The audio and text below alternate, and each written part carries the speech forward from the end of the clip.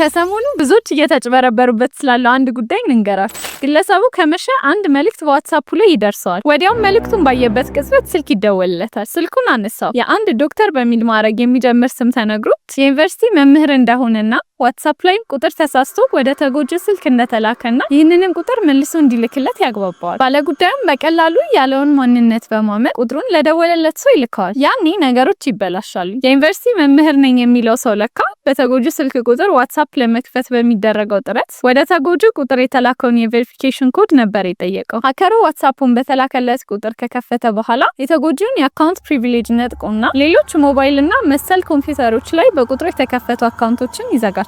በዚህም አያቆምም። ሀከሩ ተጎጂው በተደጋጋሚ ተጻጻፋቸውንና ወዳጆቹ ናቸው ብሎ ለሚያስባቸው ሁሉ ቤተሰብ እንደታመመበትና ገንዘብ እንዲልኩ ያግባባል። በርከት ካሉ ግለሰቦችን የኔ አካውንት ባን ስለተደረገ በሚሰጣቸው አካውንት አስገቡ እያለ ብር ማስላክ አስጀምሯል። ድንገት ግን ከጠየቃቸው አምኖ መላክ ያልፈለገና የተጠራጠረ አንድ ሰው ነበርና ወደ ተጎጂው ደወለ። ብር ላክልኝ ስለማለቱም ያወራዋል። እሷ ለመሆኑንና ዋትስአፑ መጠለፉን አሳውቆና እንዳይልክ ቢነግረው በተደጋጋሚ ስልኮች ወዲያው መደወል ይጀምራሉ። ብዙ ሰዎች ገንዘብ እርሱ በዋትስአፕ ጠይቋቸው መላካቸውንም ያሳውቃል። በድምሩም ሀከሩ ከተለያዩ ሰዎች ወደ 100,000 ብር አስልኮ ይገኛል። ቀላል በሚመስል ጥያቄ የተጀመረው የመተባበር ድርጊት በአንድ ሰው ክፍተት በርካታ ግለሰቦች የጥፋቱ ገፈት ቀማሽ ሆነዋል። ራሳችንን ከእንደዚህ አይነት ማጭበርበሮች ለመከላከል በቴክስት የሚደርሱንን የማረጋገጫ መልእክቶች ለሌላ ሰው ማጋራት የለብንም። እንደዚህ አይነት ጠቃሚ መረጃዎች እንዲደርሳችሁ ፎሎ ማድረግ አትርሱ።